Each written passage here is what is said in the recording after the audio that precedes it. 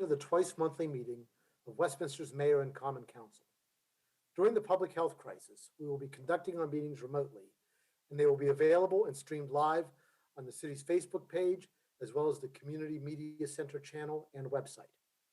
We'll begin as we do every meeting with the pledge to the flag, followed by a moment of silence. I pledge allegiance to the flag of the United States of America and to the republic for which it stands, one nation, under God, indivisible, with liberty and justice for all.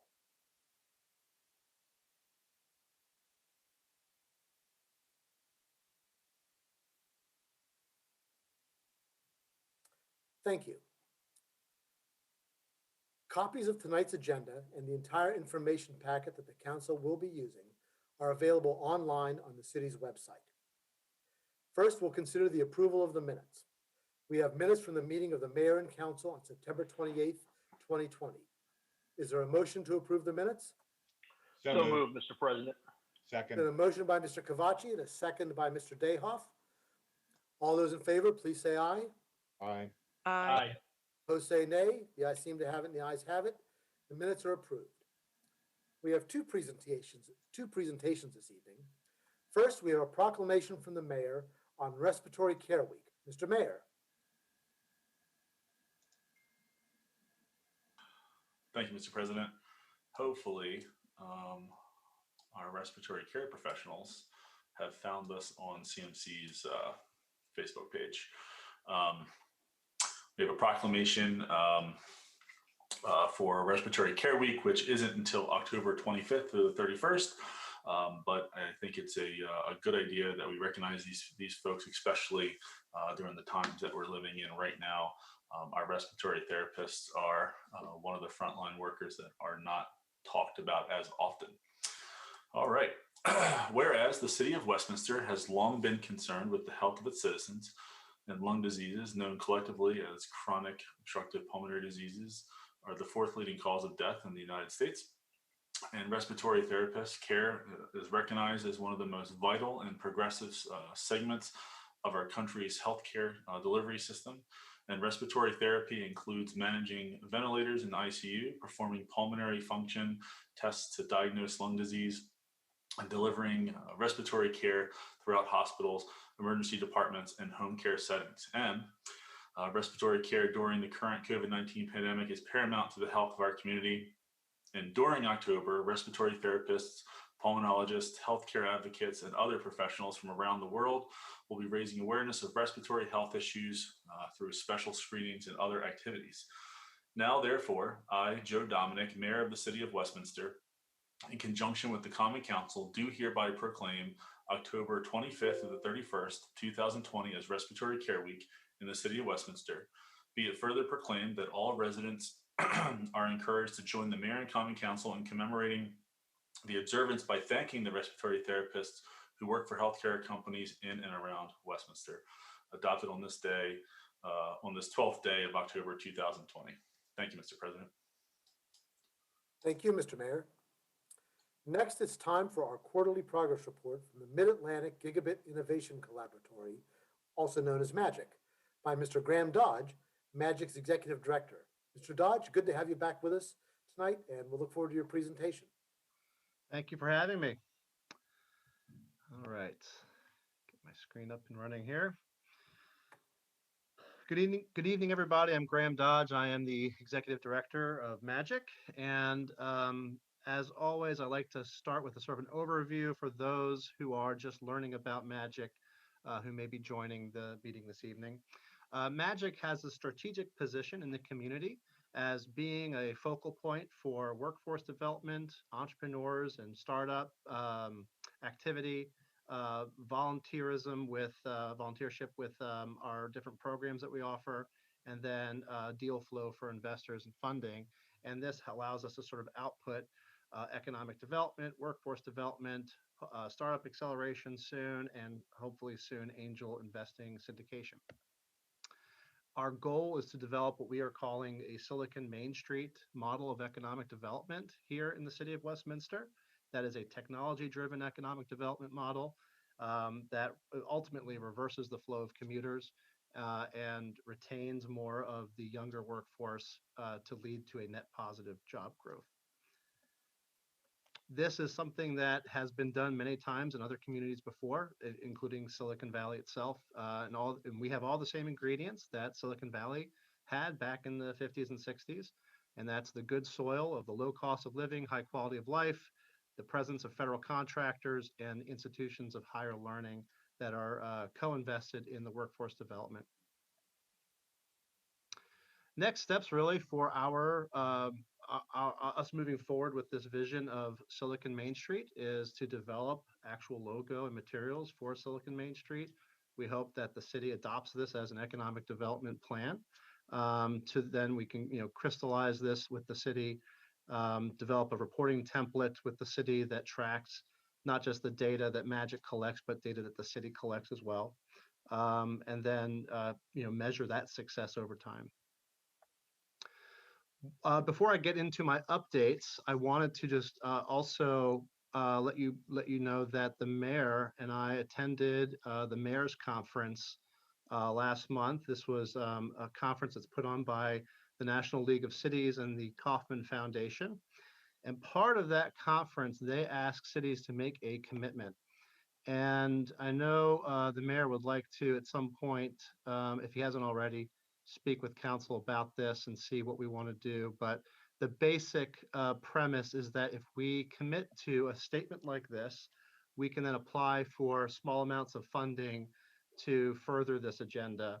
And that commitment, as stated here, is the City of Westminster commits to rethinking how it solicits technology solutions for civic problems to be more attractive to potential partnerships with startups and technology-based entrepreneurs. And the whole point of this is then we would then be on a map with a bunch of other communities and cities that organization called SourceLink tracks as a city committed to this sort of endeavor. And then we can apply for different funding sources, applied to different funding sources for different economic development needs. But we have to make that commitment first. That's sort of the prerequisite. So speaking of that, this is sort of another idea that occurred to me when I was thinking about city commitment, city identity. And I'm sure everyone has seen the Be Kind signs all over Westminster. And I've seen this before where a community sort of organically comes up with its identity and then the city actually adopts it. Now with I Love New York, I believe that was an initiative by the city to create that brand. But then in Kansas City, they had these KC Heart t-shirts produced by a company called Charlie Hustle. They were doing that on their own. Everyone started buying them. It became Kansas City's brand. And I see the same thing potentially happening here in Westminster with this Be Kind motto or slogan. And I've been speaking with the people behind these signs at Infinite Love Project and asking them, like, could this be a city slogan? Like, do you see it that way? And they said, absolutely. So I know we are considering becoming a bee city, like literally a city for bees. And they've produced some signs that actually have little bee icons for them as well.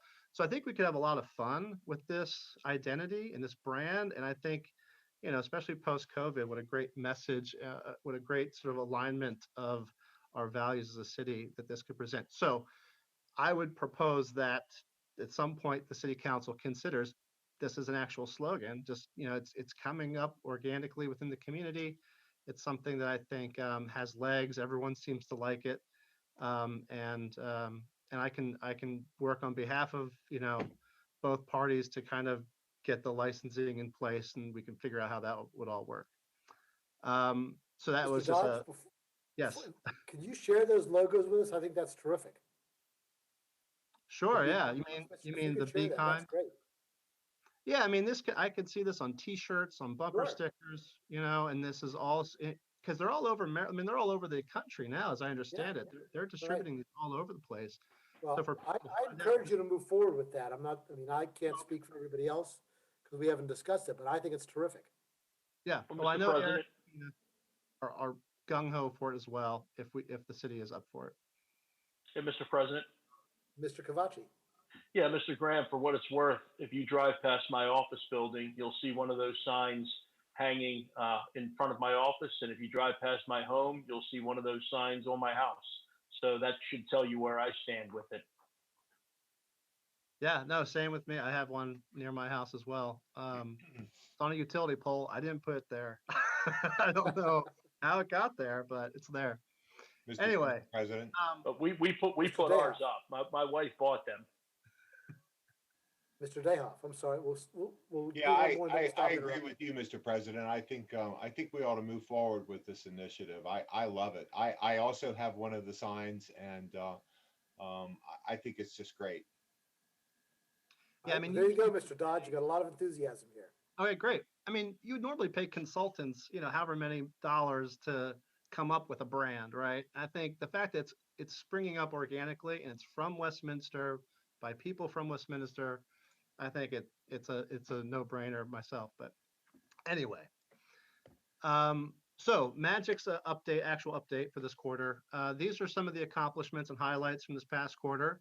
We launched our Big Data Bootcamp, which is actually a free data science bootcamp that teaches Python and a framework called Pandas to students. And we had over 15, I think the limit was 15. We had a waiting list. And so we expect to expand this further for our next one, but it was totally free. And we prioritized anyone who was a city resident. So we made sure that those people got in.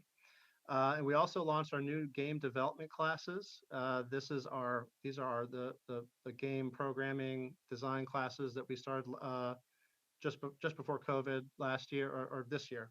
Gosh, it feels so long ago, doesn't it? And so we launched another semester of those. And then we were accepted as a 1 Million Cups community by the Kauffman Foundation. We are now, City of Westminster is now one of 168 cities nationally that have a 1 Million Cups program, and we are the only one in the entire state of Maryland. So we have that unique distinction here in Westminster now among this entrepreneurial community that meets every Wednesday. It's called 1MC Westminster. I encourage anyone listening to go to 1millioncups.com/Westminster and follow us, and you'll get invites to attend the Wednesday morning meetings. We were awarded officially, I mentioned this in the last meeting, that we had applied for it and we were given the signals that we were going to get it, but we officially got awarded the USDA Rural Business Development Grant for $30,000. That's to help generate jobs, and specifically cybersecurity jobs. We are calling this initiative Cyber Jobs. And then we also received a renewed commitment from Hill Development Group. Marty Hill and his daughter Jen have awarded Magic another $25,000 a year for the next 3 years, 75 grand total. And we have been applying for another $100,000 in grants to develop an autonomous corridor in the city of Westminster. We've applied for funding from the Carroll County IDA and from the National Science Foundation. And we're still waiting to hear back from both to see if we got any of that funding. This would be planning phase grant funding so that we can actually plan this project. And just to give you a quick overview as to what this means. So we would be applying to deploy autonomous shuttles as part of an autonomous corridor or circuit that runs through the city and perhaps extends a little bit further out to reach the community college and the YMCA. But effectively, it would connect Carroll Lutheran Village with destinations all the way across 140 and back and along Main Street and up to the community college. And we are working on this. We worked on this proposal with a local company called Dynamic Dimension Technologies that is a contractor for the Navy that does training, virtual reality training for autonomous vehicles. And so they are experts in this field. They are ex-General Robotics people who used to be here in Westminster for General Dynamics Robotics. So that's what we've applied for the planning of this. And then DDT, Dynamic Dimension Technologies, has now since acquired the camera technology for scanning the route that would then be used to train the autonomous vehicles. And all that would be done virtually rather than having to deploy the technology physically and have it learn on the job, so to speak. It would be trained virtually first ahead of time. On to the actual quarterly KPIs. So these are the new KPIs that that we are now tracking. It's a few extra ones than before, so it's 2 pages worth. For Q1, this is beginning July, August through September. Number of sponsors participating in special events. We had one special event in that quarter. That was our online Capture the Flag event, and in this quarter, it was CTC Technology and Energy was our sponsor. We received $12.50 for that. It was also cost us a lot less to produce this because it was all virtual. We didn't receive any revenue from any of our stakeholders in terms of donations this quarter. We did apply for 5 different grants. We were notified that we were awarded 2 of them. That was the USDA one and the Hill Development Group grant. The single year was $30,000 for USDA. Multi-year was the Hill Development Grant for $25,000 a year for 3 years. We had 8 volunteers that we were able to track for this past quarter between venture capitalists, startups, and tech companies who are volunteering in Magic's programs. Most of that is associated with our smart home project. Number of outreach meetings held with Westminster-based business CEOs. I was able to track 6 of those types of meetings. Number of outreach meetings held with business CEOs outside of the city of Westminster. I was able to track 5. Jobs placed within the city of Westminster, we tracked 3. Those were all 3 of them were part-time jobs with Magic. And I'm sorry, no, 2 were part-time jobs. 1 was a student of ours who was placed at a job at Advantage Internet Marketing. And then jobs placed outside the city, 0. Number of conferences, events, attendance, or hosted, that's 1. That was our online Capture the Flag. Number of conferences, business events attended at which Westminster Fiber Network was promoted. We promoted the gigabit fiber at that event. And then we had 5 different articles between Carroll County Times, Technically Baltimore, and I believe one other, like Yahoo News or something like that, featured us. So we were featured 5 times in the media this past quarter. So what's ahead for next quarter? We are we're launching our first cybersecurity conference with the Carroll Community College. It's called Business Risks 2020. One of our keynote speakers is a well-known cybersecurity founder named Ron Gula from a company called Tenable in Howard County. So we're very excited to have him as one of our keynotes. We have, I think the regional director of the Better Business Bureau is also doing a flash talk. And a gentleman from DC named Sean McDonald. And then we are launching our cyber jobs program that we received the USDA funding for. We have our next big Capture the Flag. So we had these sort of mini test virtual Capture the Flags that Ting sponsored one, and then CTC sponsored the next one this past quarter. Now we have our next big one. And that's the one where we like print these nice t-shirts, and we have all the sponsor logos on the back. So it'll be a much bigger event. It should generate more sponsor revenue for Magic. We will be kicking off our 1 Million Cups weekly meetings. The first one is October 28th. We have Infinite Love Project, speaking of them earlier with the Be Kind signs. They're presenting our first one, and so is Dirigible Systems. They were a Carroll Biz Challenge finalist, in case that name sounds familiar. We hope to be launching our Westminster Angel Network. We had this investment committee developed with our new board directors who are venture capitalists, and we're starting to really kind of crystallize what this is going to be and what it's going to look like. And we're going to hopefully start recruiting high net worth individuals to become members of this syndicate.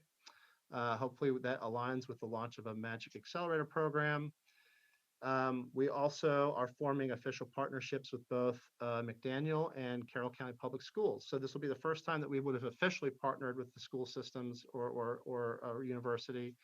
In McDaniel's case, we are going to be introducing their new data science graduate students to our smart home project and to the autonomous corridor project. And with Carroll County Public Schools, I think we're expected to be part of a signing event between them and multiple organizations that are committed to STEM education. And I know one of the first things that we're talking to them about is, well, I don't want to announce it because I think they're going to announce something special soon that I don't want to steal their thunder in case, there's a reporter watching this or something. But anyway, they're doing something really cool. They're going to announce it soon. Magic's going to be a part of that. and it's going to connect to the autonomous corridor stuff that we're working on. And that's it. Those are my updates. Great. Thank you very much, Mr. Dodge. As always, we appreciate very thorough update. A lot of exciting things are happening, and looking forward to following some of the progress on these. Are there any questions for Mr. Dodge? Mr. President, Mr. Dayhoff. would it be okay if Mr. Dodge were to email that presentation to us? I'd really like to study it. It was a very good presentation. I really Sure, appreciate and it.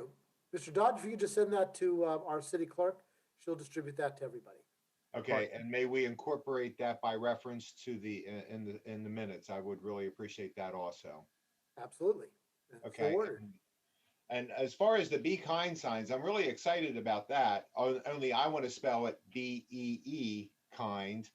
And I've been talking with some of the officials with the Bee City initiative, and we've also been talking about doing some T-shirts. So I think this is really going to grow. I'm really excited about it. Do we anticipate putting the Bee City on the agenda sometime soon, Mr. President? We do. As I understand it, staff is still taking a look at it. We don't have, a vehicle yet. We need to have a, draft a resolution or something like that and Okay. make sure got everything. But spoke with the city administrator about that today, or emailed with her about that today, and staff is working on that. Thank you for a great presentation, Mr. Dodge. I really appreciate it. Thank you, Mr. President. My Thank pleasure. you. Anyone else have any questions for Mr. Dodge? All right, hearing none, Mr. Dodge, we'll let you go home. Thanks for sticking around the office, and go keep an eye on your daughter, and please tell your wife we hope that her ankle gets better soon. I will. Thank you. Thanks a lot. All right, we'll turn now to the next item on the agenda, which is the consent calendar. We have one item on the consent calendar. Oh, no, I'm sorry. We have a public hearing first. Public hearing on proposed ordinance number 926, amending chapter 164, zoning and subdivision of land. Public hearings in the city of Westminster are led by the mayor, and so I will turn the gavel metaphorically over to the mayor.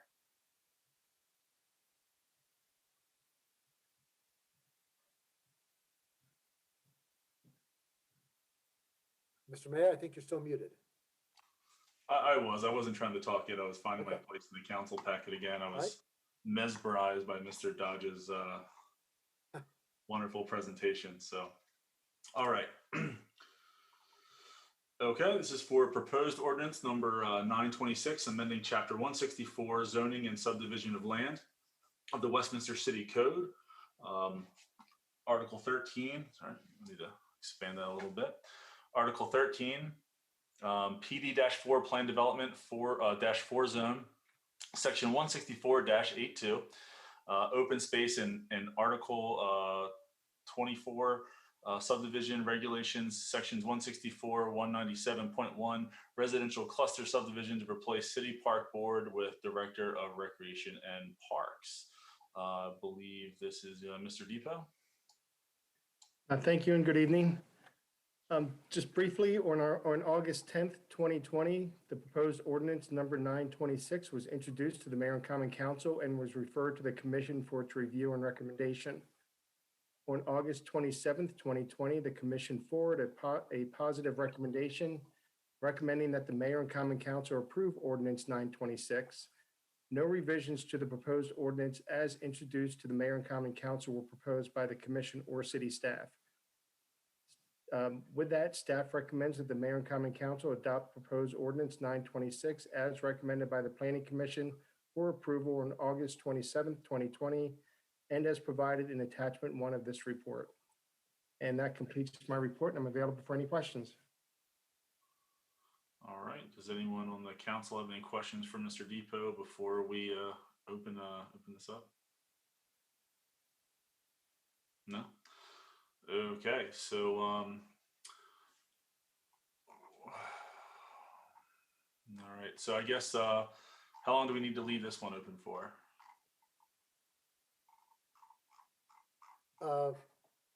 I would suggest a week, Mr. Mayor.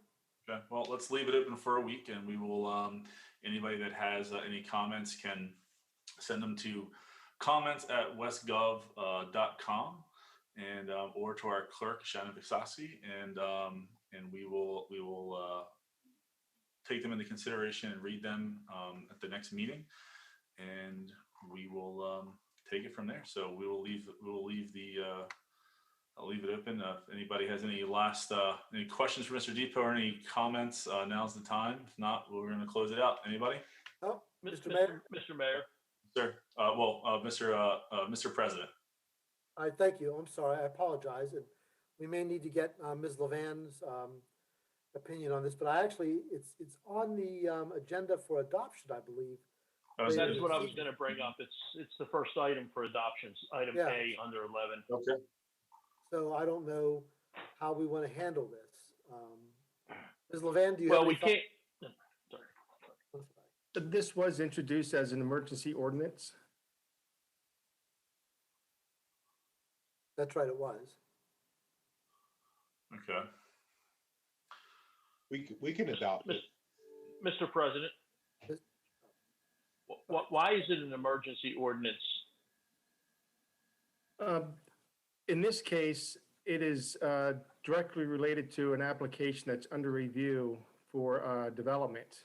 And by approving this ordinance, we can move forward with that application to the Planning Commission. Okay.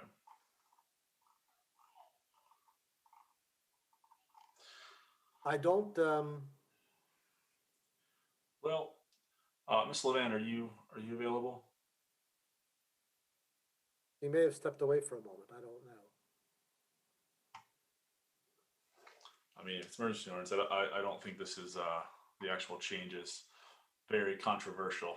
I don't think anyone outside of the government here probably cares too deeply about how this is reviewed, but I sure would like Ms. Levan's opinion on this. Right. Mr. Mayor? Yes, sir, Mr. President. I would suggest, with everyone's consent, that we postpone, that we not close the hearing until we get to ordinances and resolutions, by which time hopefully Ms. Levan will have been returned to us.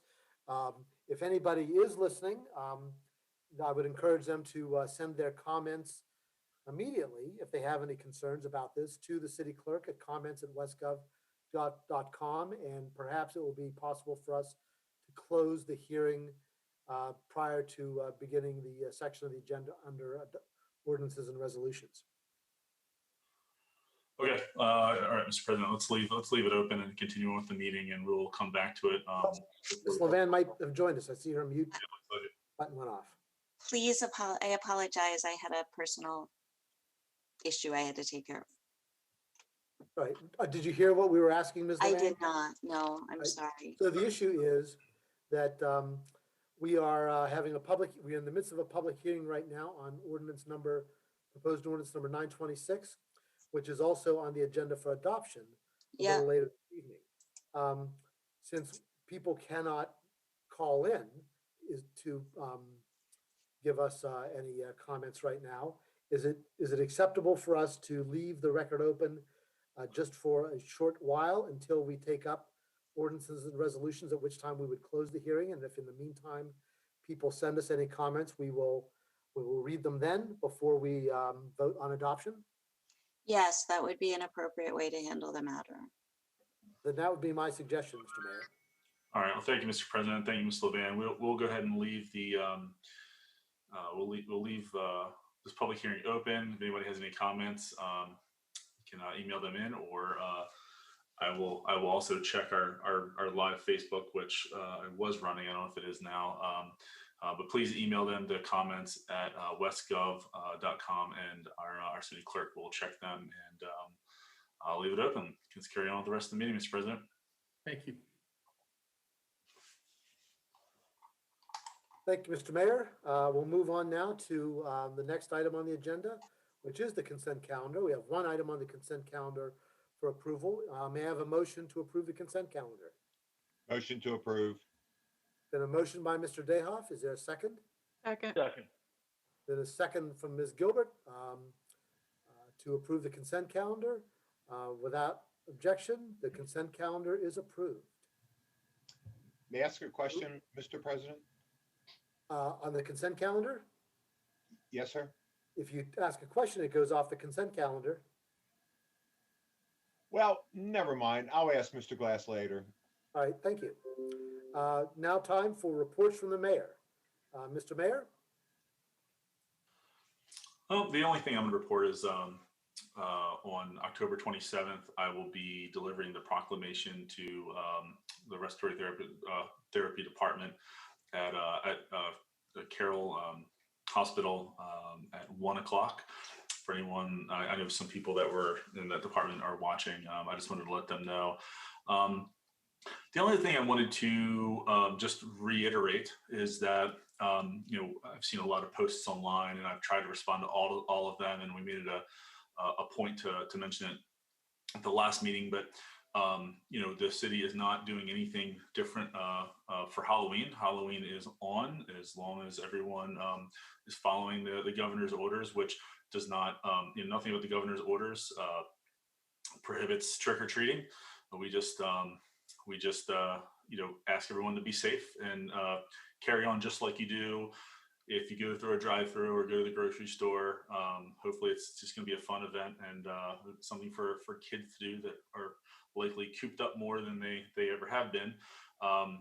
And I'd like to welcome people or encourage people to go online and look at some of the interesting and creative ways people are handing out candy.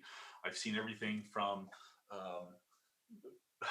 people creating like candy gardens in their yard, taking pictures of that, to creating chutes if you have steps in the front of your house, and made out of like PVC pipes that are decorated for Halloween to shoot the candy down to the kids. But I think this could be the most fun Halloween ever if everyone is a little more creative. It could be better than previous Halloween. So that's all I have to say. Nothing serious tonight, but I thought that was important to reiterate. Thank you, Mr. President. Thank you, Mr. Mayor. I'm not aware of anything that in particular we have to mention under our COVID-19 pandemic update, unless Ms. Matthews has something that I'm not aware of. We have no report this evening, President Pecoraro. All right, thank you, Ms. Matthews. We'll move on now to reports from standing committees. Mr. Dayhoff, would you like to share anything for the Arts Council? Yes, sir. I have a little bit of a report. We're doing a lot of exciting things with the Arts Council. We've got 3 events coming up in October, and I'll send this out to the council members after the meeting, and so that Sharon might, Ms. Koski might incorporate some of these remarks into the minutes. But on Saturday, October the 17th, we've got a dance troupe coming to town from Silver Spring. It's called Urban Artistry, and we're looking forward to them coming. That's on October the 17th. October the 21st, we're going to recontinue the Wednesday night jazz series that have been discontinued for a while. And it looks like the first production is going to feature the Leicester Quartet, which includes Monty Leicester, who has performed for many years. And then on October the 24th, we will have the Sagamore Band at 8 o'clock. And that's a classic rock and roll cover group, the Sagamore Band, and that's on October the 24th.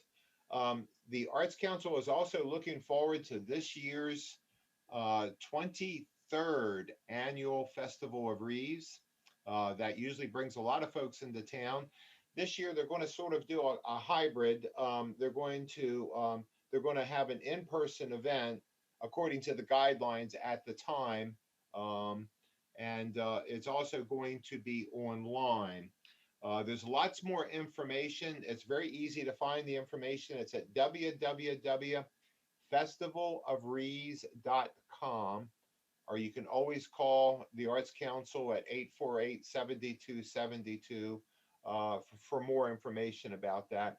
This year's Festival of Wreaths will take place from November the 27th until December the 6th. Lots more information available on the Carroll County Arts Council.org website. Thank you for this opportunity to provide a report, Mr. President. Thank you, Mr. Dayhoff. Mr. Yingling, we'll turn to you now for the Economic and Community Development Committee. Nothing to report, Mr. President. All right, thank you, Mr. Yingling. I have nothing from the Finance Committee. Personnel Committee, Ms. Gilbert. The mayor will take care of the Personnel Committee's report under new business this evening. All right, very good. Public Safety Committee, Mr. Cavacci. Two quick items, Mr. President. Number one, crime continues to, the statistics still continue to be positive and low, so that's good. Things are generally relatively quiet. So that's good news. Secondly, the chief and I attended a meeting. I think individually I've spoken to each of you regarding this, but I just collectively wanted to kind of give you an update. The chief and I attended a meeting over at Carroll Community College related to us participating in the acquisition of a training system that is a use of force and de-escalation training system that is potentially going to be hosted over at Carroll Community College for use by Westminster PD, the Sheriff's Department, and the two universities, two colleges, McDaniel and Carroll Community College's campus safety, as well as potentially for use by some students at the community college through one or two of their classes. Nothing set in stone yet. We're still working it out, but I just wanted to let you know that's where that was. And I think ultimately it's going to be something very positive and a real good step in the right direction regarding training for our police officers. That's it, Mr. President.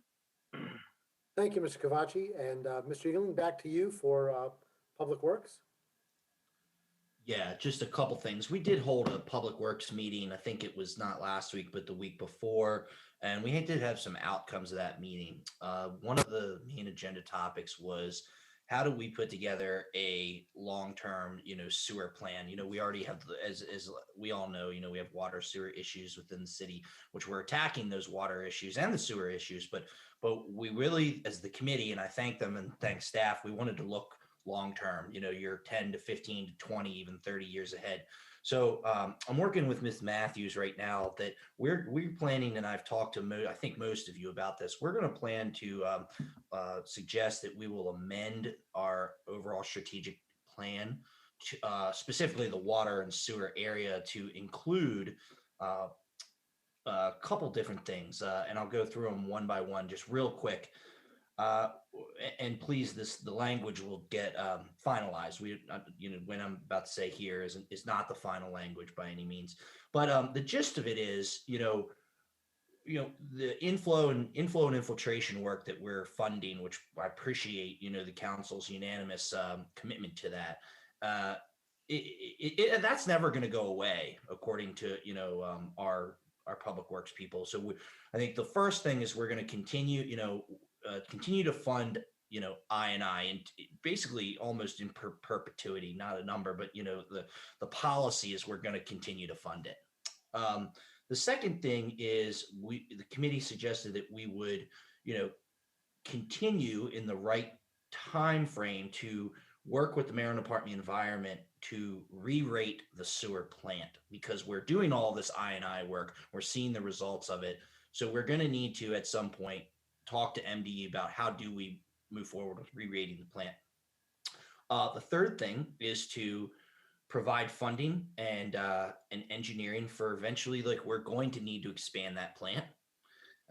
And then the fourth thing, which I've talked about, is your 20, 30, 40-year plan. Is we need to, as future councils, we need to say, hey, look, there could come a time, there are certainly going to be barriers to do it, that we would need to build a new plant, 30 years down the line, or we are going to reach a capacity where we can't grow anymore. So those kind of are the four bullet points that we're going to be coming to you. The other pivoting away from the second agenda item was the downtown farmers market, maybe using the Stocksdale property for a winter market, which thank you to Graham and Josh Ambrose and Brooke Haggerty for being involved in that. We had a discussion. We got some feedback from staff and determined that at this time, it's not really the appropriate time to do it with the guys being separated in public works. Their safety because the COVID is really important. They're using that facility. And then, the staff time that it takes to, potentially retrofit it, move stuff in and out. We just determined as a committee that it might not have been an appropriate time, but we're going to keep that idea, I think, for next year. I want to thank, obviously, those three individuals, staff and the mayor, Mr. Dayhoff, for giving their feedback. But it was, it's disappointing, but, there's been a lot of things we couldn't do this year. So let's just save it for hopefully next year. I think it's still opportunity for the Winters Farmers Market, whether it's at Stocksdale or someplace else. So with that, that concludes my report, Mr. President. Thank you. All right, thank you, Mr. Yingling, and especially thanks for the good work thinking about the sewer situation. I think that's certainly something that we need to start focusing, on, and in terms of some long-term planning and a reminder to future councils that while we may not be able to do much right now beyond the tremendous amount of work that's being done with the new plant, and which is very expensive, but there'll be needs beyond that, as we know, and it's important that future councils keep that in mind. Finally, Recreation and Parks, Mr. Dayhoff. Because of the length of the meeting, I'm going to defer to Director Gruber to fill us in on all the exciting recreation and parks events that are coming up, and she can do that on her time later Very on. good. If that's okay with you, Mr. President. Thank you, Mr. Dayhoff. We'll look forward to Ms. Gruber's report under departmental reports. That concludes the reports from standing committees. We'll just take a quick round of the council to see if anybody has any additional comments. Mr. Cavacci, anything? All right, thank you. Mr. Dayhoff? Couple of things, Mr. President. In my capacity as Secretary of the NAACP, we recently had a really good presentation by Sheriff DeWeese on the simulation program that Mr. Cavacci is working on, and we're really excited about that coming forward. He explained it pretty thoroughly and at great length. So that's an exciting development for the Westminster Police and the Sheriff's Office to remain on the cutting edge of everything that's good about policing. The Public Works meeting was great, and I really want to commend Councilman Yingling for leading the charge on that. We're looking forward to taking a good look at those issues with the sewer plant. And we're also, the downtown Westminster Farmers Market, we're still up for that discussion. I guess the timing was just a little tight this time around. Mr. President, I'm also looking forward to moving forward with that Bee City initiative. I think there's a lot of exciting ideas, and I think a lot of folks in town are all abuzz about the initiative. And then finally, recently, the Baltimore Gas and Electric representative got in touch with us with some current information, and I had a follow-up conversation with her, and I think it would be great if we could get her on the agenda at a future meeting, and she could bring us up to speed on some of the latest BG&E initiatives and some current events and news, and also build that relationship before we need that relationship. We've worked very closely with a number of her predecessors in the past on common issues. So I think that would be a really good idea if we could do that. That's my report. Thank you for the time, Mr. President. All right, thank you, Mr. Dayhoff. And finally, Mr. Yingling. No, I'm sorry, Ms. Gilbert. We have Ms. Gilbert to go. Yeah, I apologize. I have nothing, nothing to report. Thank you. All right, thank you. Mr. Yingling. Nothing further. Thank you. All right, thank you all very much. I'll move on now to bids. We have 3 bids for us this evening. The first is award of a contract for inflow and infiltration phase 3 project. Mr. Glass. Mr. Glass, you're still muted.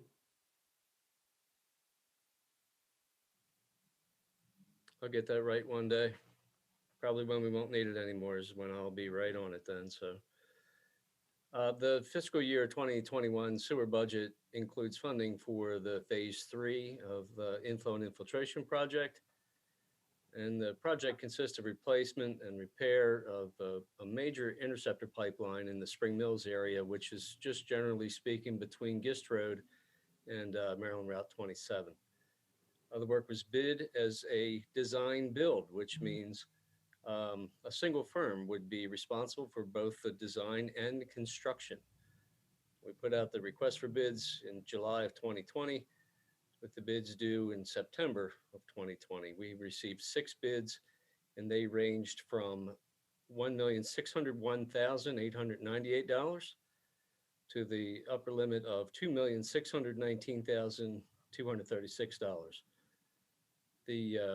The lowest bid was from Geyer Brothers Incorporated. It's a company that we have not done any work with yet, but so they came in at the 1.6 million. City staff has evaluated the references and the bid from Geyer Brothers in the total amount of $1,601,898 and finds it to be acceptable with regard to the city's needs. The funding for this project in the current budget year was, you'll see that I underfunded the budget by almost $2,000 out of the 1.6 million. That's all we have is 1.6 million. So I'll try to do better next time. But the good news is the work won't be completed until June 30th or until after June 30th, 2021. And as a result, if we have any budget shortfall, that can be addressed in the next budget process then. So we are over budget by $1,898. But at this point, staff would recommend that the Mayor and Common Council will accept the bid of the unit prices from Geyer Brothers, New Enterprise, Pennsylvania, and of course, execute the contract in the amount of $1,601,898 for the Phase 3 Inflow and Infiltration Design Build Project. It's further described in the attached bid, and of course, also authorize the mayor's signature of the associated contract. And I'd love to answer any questions you may have. Thank you, Mr. Glass. You've heard Mr. Glass's explanation. May I have a motion to accept the bid? So moved. Second. A motion by Mr. Dayhoff and a second by Ms. Gilbert. Any questions for Mr. Glass or any discussion? Mr. Glass, Mr. President. I have one. Are we still trying to accelerate some of the sort of the piecemeal I&I work around the city to, you know, to kind of, you know, catch leaks here and there? Or is this, you know, is this a project that's so large that it's going to consume the whole budget for the coming year? So this project will consume the entire budget. We are, obviously this never ends. And I have a list that I could forward to you that I had prepared for the Public Works Committee meeting, but we have a number of items that we are prepared for the next year to create a project, basically is what it amounts to. All right, great, thank you. Yes, Anything else from anybody? All right, if not, we're ready for the vote. All those in favor of approving the award of the contract, please say aye. Aye. Aye. Opposed, say nay. Opinion of the chair, the ayes seem to have it, and the ayes have it, and the contract is awarded. We'll move on now to the second contract, which is award of storm drain pipes upgrade project. Mr. Glass.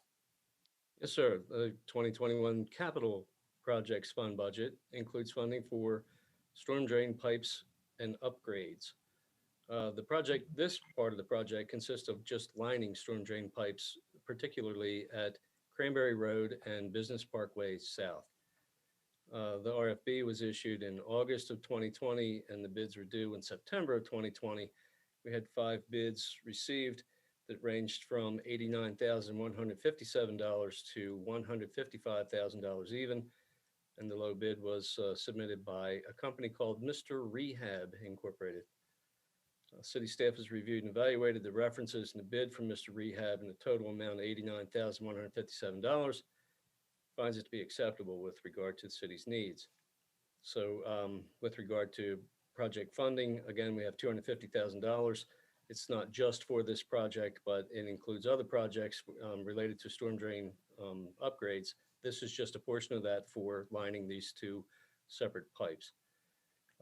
So the recommendation would be that the mayor and council accept the unit prices by Mr. Rehab, New Mechanicsburg, Pennsylvania, and execute the contract in the amount of $89,157 for the upgrade project as further described in the attached bid.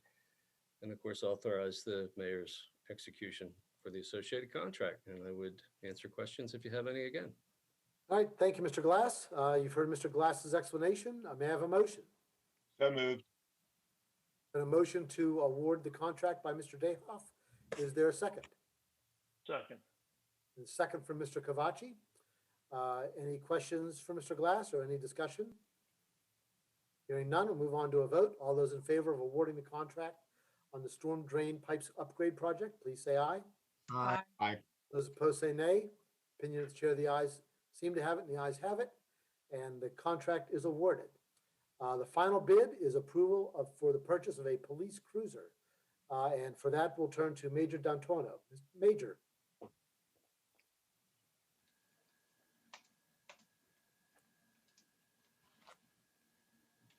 Good evening. Can you hear me? We can. Okay. Thanks for having me. A little bit of background here. Heritage Fleet Services of Milford, Delaware currently has one 2020 Dodge Durango Pursuit V6 all-wheel drive in stock that is available under the Maryland statewide government contract for a total of $28,774. This price includes an array of equipment required to upfit the vehicle with emergency equipment, which is already installed on the vehicle. With the anticipated hire of the new deputy chief and with the number of members of new police officers who will be eligible to participate in the take-home vehicle program in the near future, we would like to use some existing asset forfeiture funds to purchase this vehicle. We request the purchase of one police cruiser from the above bid contract at a total of $28,774. Staff recommends that the Common Council approve the purchase of one 2020 Dodge Durango Pursuit V6 all-wheel drive, the same total of $28,774. All right, thank you, Major. You've heard the Major's explanation. May I have a motion, please? I'll move to approve, Mr. President. And I'll A second it. motion by Mr. Cavacci and a second from Mr. Dayhoff to approve the purchase of the police cruiser. Any questions for the Major or any discussion? May I ask one? Mr. Dayhoff. Major, how many more cars are we going to purchase this year, I wonder? We have purchase orders out on 3 waiting a delivery.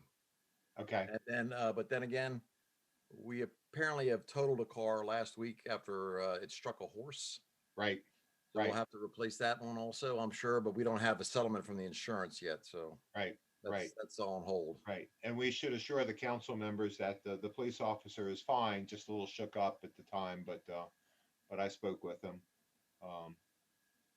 It was a rather unfortunate. I call the vote. All right, thank you. Any other discussion? Hearing none, we'll move on to a vote. All those in favor of awarding the contract for the purchase of a police cruiser, say aye. Aye. Aye. Those opposed say nay. I seem to have it, and the ayes have it. And the contract is approved, purchase is approved. So thank you, Major. Mr. President? So now I think, Mr. Mayor, we ought to close out the public hearing on ordinance number 926. So I will return the meeting, get back to you to do that.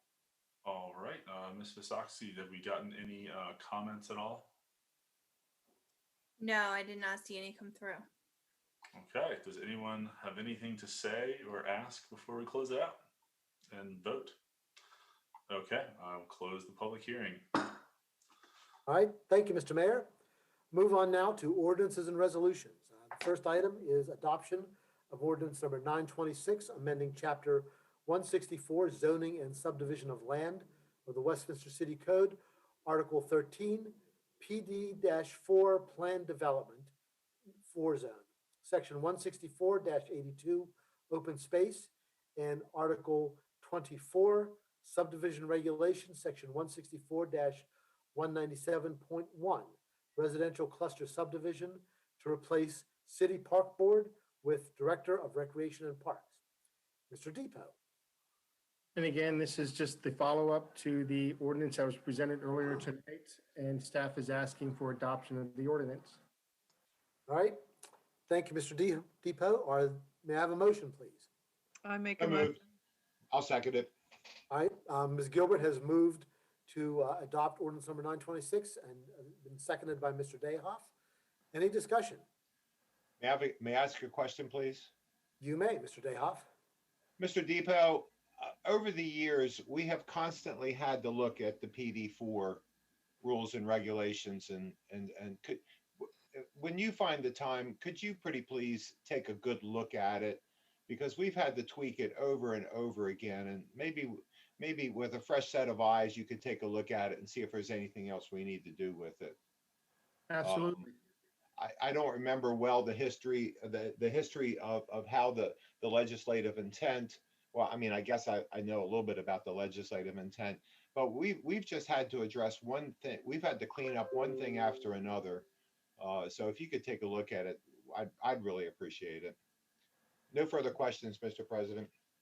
Thank you, Mr. Dayhoff. Does anybody else have any questions or comments? Hearing none, we'll move on to a vote. All those in favor, and this is for final adoption of ordinance number 926, amending chapter 164, zoning and subdivision of land, and article 24, subdivision regulations. All those in favor say aye. Aye. Aye. Those opposed say nay. The ayes seem to have it, and the ayes have it, and the ordinance is adopted. Thank you. Thank you. The next item is adoption of resolution number 20-10, a resolution of the Mayor and Common Council of Westminster directing city staff to proceed expeditiously to implement the extension of the Westminster fiber network outside the city's boundaries. And I believe you all have received a copy of an updated resolution that Ms. Levan prepared for us based on some comments that have been received by council members. And thank you all for those suggestions. I think it's a stronger and clearer resolution because of that. So we can take that up. Mr. Mayor, would you like to start off on this? Yeah, so I think, I guess, there's been some discussion about this, and there's some low-hanging fruit, some neighborhoods and some businesses and some things that we literally have fiber running down their street. There's actually a street in city limits that if you drive down it, you're in the city for a small stretch, you're outside the city, and then all of a sudden you're in the city again. And those people that are in between the two places that are in the city can't get fiber because of the way it's written. So there are some situations like that this will resolve. But my take on this is that it's a pilot. It's written so that none of the construction costs or cost of expanding outside the city will be borne by taxpayers. 100% of that cost will be paid for by the end user directly, to the city. So that leaves network maintenance, which we already get a pass. We'll get a certain amount each I guess residence or address that it passes. In addition to that, addresses that are outside the city will receive a $10 surcharge that will go toward subsidizing the maintenance of the network and make sure that there's nothing being subsidized by city taxpayers that's going to be used by those outside the city. So I think it looks like we have all of our bases covered with that. My opinion is it should be looked at as a pilot. We do it. It's a very small sample, and we look at it, and then after those first runs are in, we'll be able to look at it and tell at what level of success it's at, and if things need to be changed or progressed or stopped or whatever. I look at it as a pilot. I think it's a good and very safe conservative experiment to expand some services that will help fund the city's fiber project. So, and I want to thank Ms. Levan for the work, over the last few days to make changes that I think strengthen the resolution. My pleasure. Thank you, Mr. Mayor. Yes, thank you, Ms. Levan, for quick work on that. I'd just like to also add that, we'll work with city staff to adjust the fee schedule to reflect the fee changes that the mayor referenced in his comments as well, so we can get those codified before, anybody is subscribing. Are there any questions or, well, we need a motion first. A motion. There's been a motion by Mr. Dayhoff to approve the resolution, adopt the resolution, second by Mr. Cavacci. Is there any discussion or questions? May I? Mr. President. Mr. Dayhoff and then Mr. Cavacci. Well, mine's quick, Mr. Cavacci. I wanted to thank Councilman Yingling for his input earlier. And also, not a month goes by in which I'm asked by several folks when we're going to provide ting outside of town. So I'm really looking forward to this, and I really appreciate you bringing it forward. Thank you. You're welcome, Mr. Cavacci. So I guess my comments sort of echo what Mr. Dayhoff said in terms of thanking the mayor for bringing this forward. I was on the council, obviously, when we made the decision to start this fiber project, and we believed then it was risky, but a risk worth taking, and felt like it had significant upside. I think, to Council Member Dayhoff's point, I have people ask me constantly when they can get it. I had a gentleman today call me about something, and somehow ting came up in the conversation, and he actually said to me, he said, I think that's the best decision that the city's made since I've lived here. However, from a financial perspective, the jury's still out a little bit when it comes to cost and, where we're at. And we knew that doing it from the get-go, that there was risk involved. And hopefully when all is said and done, it ultimately turns out to be not only a really good decision when it comes to all the other reasons why we decided, but it also turns out not to be a terrible financial decision. I think the mayor, rightfully so, it's been a concern of his since the beginning. He's been a hawk when it comes to the project, but I also think he sees the value in it. And this is pretty big. I don't want to understate how important this is for us to get this done and be able to start building outside the city. I think it can go a long way to helping this project become financially more stable or financially, more viable. Not to mention, I think it's just a good thing that the city can offer, even to some folks that don't live directly in the city. As the mayor said, there's not going to be any cost borne by city taxpayers for this part of it. But I think it's a big deal. And again, I really want to compliment the mayor. He's been the one who's kind of grabbed this bull by the horns and has ran with it. And I'm grateful that he has. And I appreciate it. And I think a lot of other residents and especially some non-residents do as well. So that's my comment, Mr. President. Thank you, Mr. Cavacci. Anyone else wish to be heard? Mr. President. Ms. Gilbert. Yes, I'm going to echo the same sentiments as Councilman Dayhoff and Councilman Cavacci. I am excited that the mayor brought this forward. I have always, since I've been on council, thought that it is the responsibility of the city and ting to kind of get more customers and to make our fiber project work and succeed. And I think this is a great step in showing that success to not only the city, but the community, the larger community outside of just the Westminster boundaries. So I'm excited to see this move forward. Right, thank you, Ms. Gilbert. And just echo this, I'm pleased to see it move forward.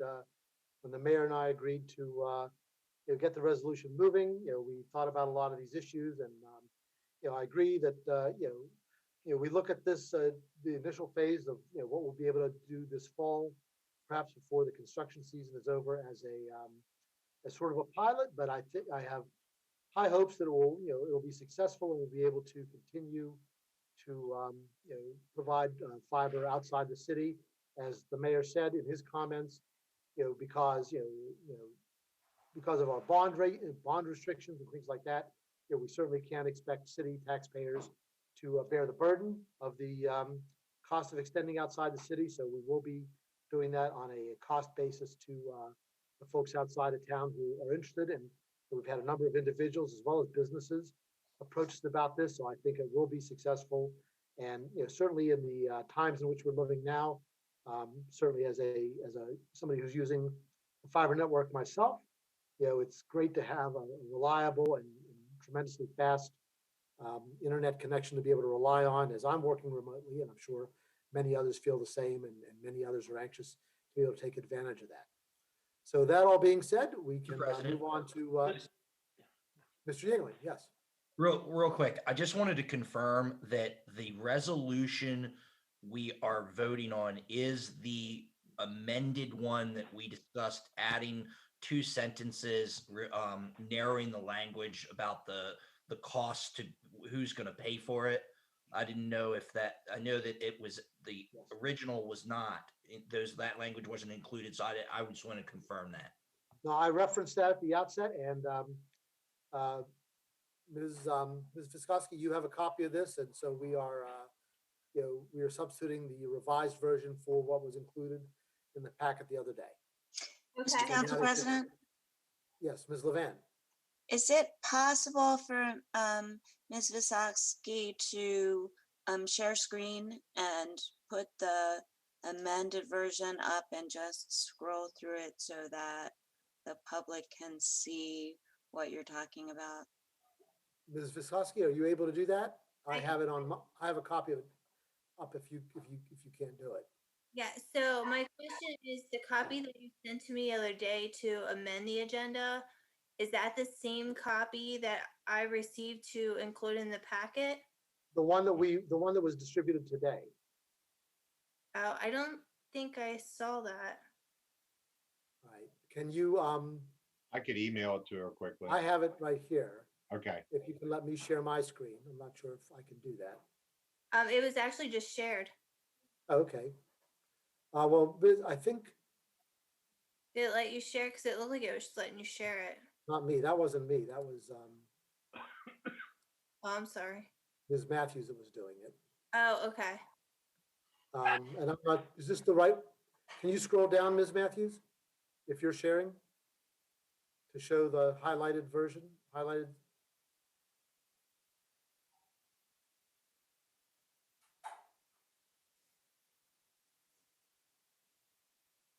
Yeah, that's it. That's the section right there. That's it. That's it. This is the correct version. That's it. So this is the one we are adopting. President, Mr. Cavacci. before we move on, I want to apologize. I'm sitting there complimenting the mayor, which he absolutely deserves it, of course, because he's the one who talked about it. But I am remiss if I don't say that you played a pretty big role in this also. And as soon as you started speaking, I was like, oh God, I should have said something, in regards to that. I know you're not looking for it, but the bottom line is you played a pretty big role in getting this done as well, in your Eminence Grist role. So I wanted to make sure that everyone knows that you really helped get this across the finish line as well, assuming we adopt it tonight. Thank you. Thank you. Yeah, I thought the same thing, and I thought we ought to give a shout out to the previous council also that brought this forward. The work of the previous council president, Dr. Wack, and Councilwoman Mona Becker. I mean, this has been the culmination of a lot of hard work on a lot of folks, but I also wanted to thank the president for bringing this forward. I think it's really important for economic development. It ought to be making Councilman Yingling pretty happy. Well, we'll hope it makes us all happy as it pays off down in the future. Is there any further discussion? Hearing none, we'll move on to a vote on the resolution as revised. All those in favor, please say aye. Aye. Aye. For those opposed, say nay. Opinion of the chair, the ayes seem to have it, and the ayes have it. And the resolution is adopted. And we'll let staff get to work on that then. There is no unfinished business of which I am aware. Under new business, we have 2 items. The first is council confirmation of the mayor's nominee for Director of Human Resources. Mr. Mayor. All right, thank you, Mr. President. I will say I have to be extremely honest. As much time as I spent with Miss McCullough, I've never actually said her full first name because when she came in, she asked to be called Ray. And I'm afraid now, after spending as much time talking to her as I have, mispronouncing her actual first name. Is it Elder Ray? Is that how you say it? Miss Matthews, I know you know how to say it. Yes, it's El Ray. El Ray, okay. I just wanted to make sure. I spent several hours at this point now speaking with Miss McCullough, and I feel terrible that, although she asked me to call her Ray, so we called her Ray. All right. In accordance with section 29-3 of the City Code, I'm seeking the Common Council's confirmation of my nomination of Elder Ray McCullough as the city's next Director of Human Resources, as well as authorization to sign the associated employment agreement. My nomination of Ms. McCullough follows an extensive interview process and reference and background checks. Ms. McCullough will bring 20 years of generalist human resource experience to the position of Director of Human Resources. She's currently employed by the Maryland National Capital Park and Planning Commission. Ms. McCullough's prior work experience included service with Prince George's County government and the Marshall Heights Community Development Organization, Incorporated. She has achieved the Senior Certified Professional Certification through both the Society of Human Resources Management and the International Public Management Association. So I seek the council's confirmation. Please confirm, council member. Thank you, Mr. Dominic. You've all had a chance to meet Ms. McCullough, and so the chair will entertain a motion to confirm the mayor's nomination. I make a motion to confirm. Ms. Gilbert made, I'll give it to Ms. Gilbert as chair of the Personnel Committee, and second by Mr. Dayhoff. All those in favor, please, unless there's any discussion. We'll move on to a vote. All those in favor signify by saying aye. Aye. Aye. Those opposed say nay. The ayes seem to have it, and the ayes have it, and Ms. McCullough is approved. Thank you very much, Mr. Mayor. Good choice. And I now will take a vote on a motion to go into closed session. Mr. Cavacci? Thank you, Mr. President. Mr. President, I will move that upon the conclusion of this meeting, we move into a closed meeting under statutory authority to close session under the Maryland Annotated Code General Provision Article 3-305B to discuss the appointment, employment, assignment, promotion, discipline, demotion, compensation, removal, resignation, or performance evaluation of appointees, employees, or officials over whom which this body has jurisdiction, or any other personnel matters that affect one or more specific individuals. Mr. President. Thank you, Mr. Cavacci. May I have a second?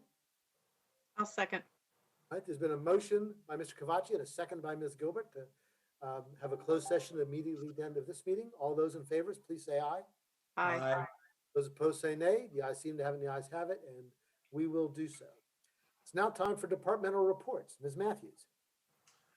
Thank you, President Pecoraro. I'd first like to give Councilmember Dayhoff the opportunity to share any report on the Westminster Volunteer Fire Department. Yeah, we need to catch up a little bit. Let's do August first quickly. For August, we had a total of 485 calls for the month of August. 409 of them were EMS calls and 76 were fire calls. 276 of the calls were in the city limits for a total this year of 2,200 EMS calls in the city. 185 of them were in the first due area. Overlapping calls, I'm always concerned about overlapping calls. 48% of all the calls, almost 50% of all the calls that we get in the city for EMS, we have to bring in New Windsor or Pleasant Valley or Reese to help cover the number of calls. That looks to be the gist of August. Let's look at September. In September, we had a jump. It jumped to 535 total calls. 443 of those calls were for EMS to provide EMS coverage. 92 were fire calls. 322 of the calls were in the city limits, and 189 of the calls were just outside the city limits. The number of overlapping calls jumped to 53% for the month of September.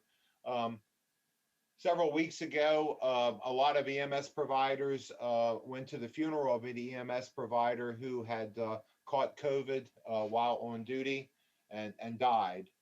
We want to make sure that we encourage everyone to wear a mask and to conduct social distancing and follow the CDC guidelines as best as possible. We would really appreciate it because first responders are the folks that are on the line with this. Thank you, Ms. Matthews. Thank you, Councilmember Dayhoff. Next up is our Director of Finance, Ms. Colston.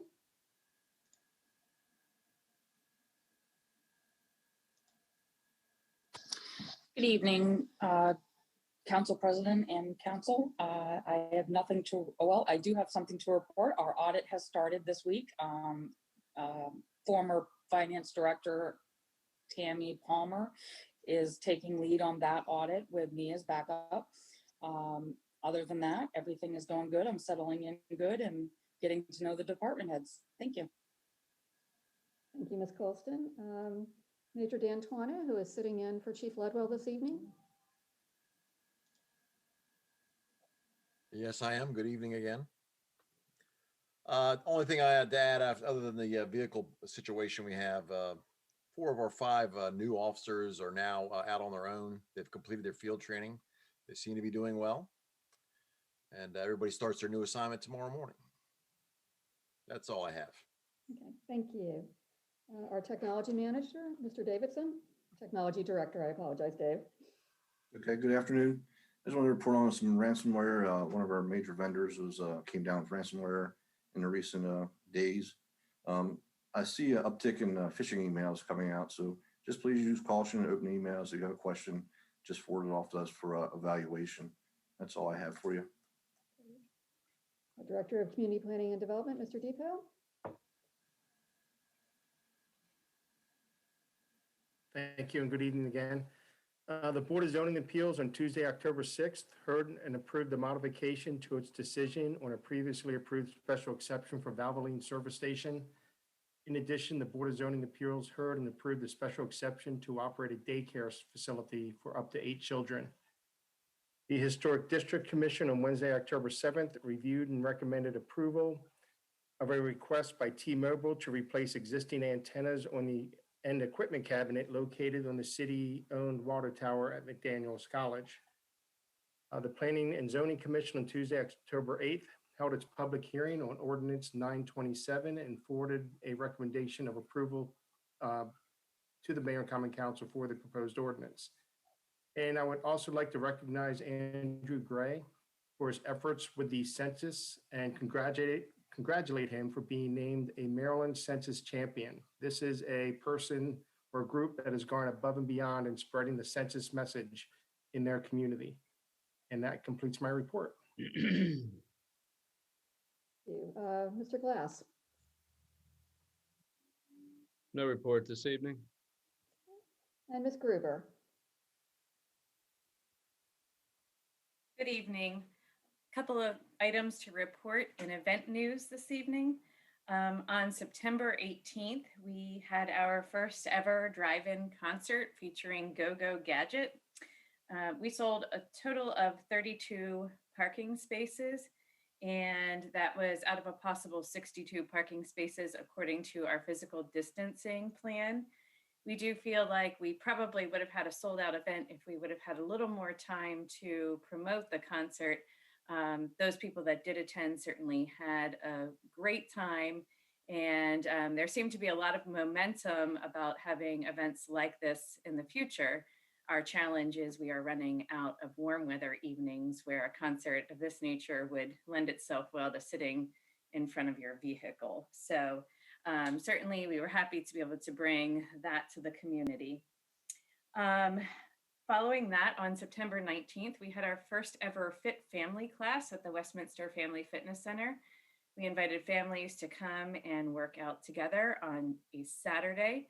And this was a sellout class. We reached our capacity and we've had so much positive feedback that we've scheduled another Fit Family class, which will be held this upcoming Saturday. As a nod to Fall Fest, on September 25th, we had a drive-through Make Your Own Fall Fest Scarecrow event. And this also sold out with over 200 Scarecrow kits ordered, pre-sold, ordered, and picked up on that Saturday. So that was a great event. Actually, I think the 25th was a Friday. So staff was busy assembling those kits, and we received a lot of photographs on Facebook from folks that created their scarecrows at home. That was nice to see. We, on the subject of scarecrows, our first ever annual Squarecrow event in cooperation with Carroll County Arts Council is underway. We distributed almost 30 bales of straw this past Friday to participating downtown businesses and individuals. Businesses could choose to make their own Squarecrow, or they could have the Arts Council, they could sponsor a Squarecrow of which the Arts Council would make their creation on their behalf. And in case you're wondering, a Squarecrow is a scarecrow that is themed like a minion, dressed up for Halloween. So you don't have to do a whole lot with your bale of straw because it's already in the shape of a minion. You certainly just have to decorate it and costume it according to the theme that you choose. So this will be an exciting event on Main Street. The Squarecrows will be out for display October 19th through November 1st. We are going to post a corresponding scavenger hunt on our Facebook page, or in-print copies can be picked up at the Family Fitness Center for families and individuals to wander through town, answering questions and finding the answers to our scavenger hunt. Anyone who participates and fills out the scavenger hunt will be allowed to turn that in for a free prize drawing at the Family Fitness Center, or they can email them in as well. So we're looking forward to getting that project and those scavenger hunt submissions in and underway. In other event news, we are excited to report that we have come up with an idea to still be able to have our Miracle on Main Street electric parade. It will just be done in reverse this year. Parade submissions will line the Wakefield Valley Trail. This is the trail that runs parallel to Route 31. And we will be allowing vehicular traffic on the trail to drive through and view the lit parade entries. Vehicles will enter off of Tahoma Road and they will exit onto Windsor Drive. So there will be a lot of information as we lead into event day posted on the website, and we are beginning to receive applications for parade submissions as I report on this. In other news, we've had some projects kicking off. Today at 10:30 a.m., city staff conducted a pre-construction meeting with Andrews Construction for the shower room renovation project in the Family Fitness Center. So that project is ready to begin as soon as the appropriate permits are obtained from the county. And it is estimated that the total renovation timeline will take about 1 month.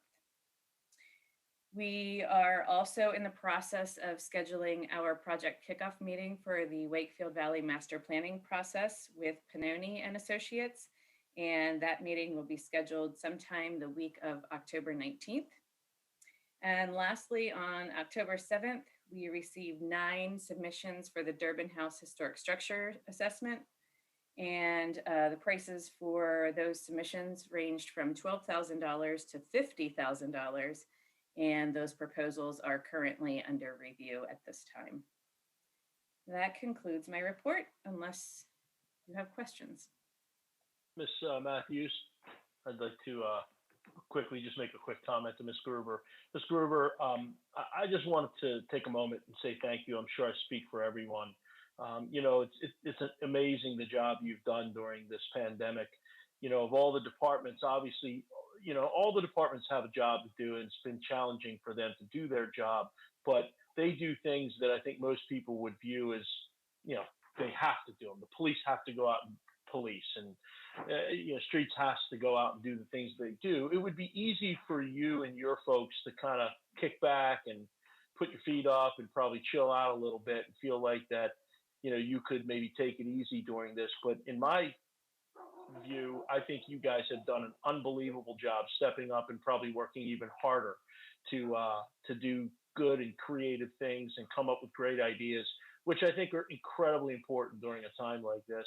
And I know there are lots of people that are really enjoying some of the things that you're doing and will continue to do so as we hopefully ease our way back to normalcy. So I just wanted to take a moment and say thank you. You're doing a heck of a job. That's all. Thank you. It's been our pleasure. Mr. President, Ms. Gilbert. can I also echo Councilman Kavachi's sentiments?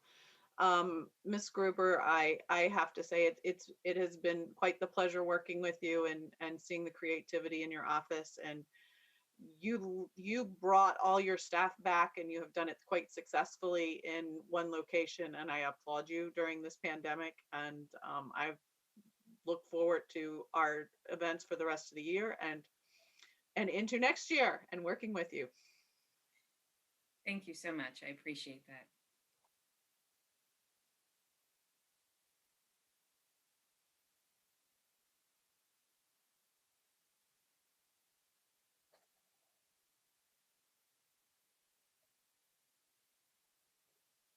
Ms. Matthews, does that conclude all the departmental reports? Yes, it does, President Pecoraro. Great, thank you. So that concludes most of the agenda. The final item on our agenda is citizen comments, when we invite the public to address the mayor and council on any issues that pertain to tonight's agenda or any other city issues. It's difficult to allow live comments online during these meetings, and we will continue to host these virtual meetings until we can return to meetings in person. In the meantime, we invite comments to be sent to our city clerk at comments@westgov.com. At this time in every meeting, I will read out all of the comments we have received in the intervening time since the last meeting. We have received no comments tonight, so we have none to read. So that concludes our agenda for this evening and the meeting. Without objection, we are adjourned until our next meeting. Thank you all and stay safe. Good night.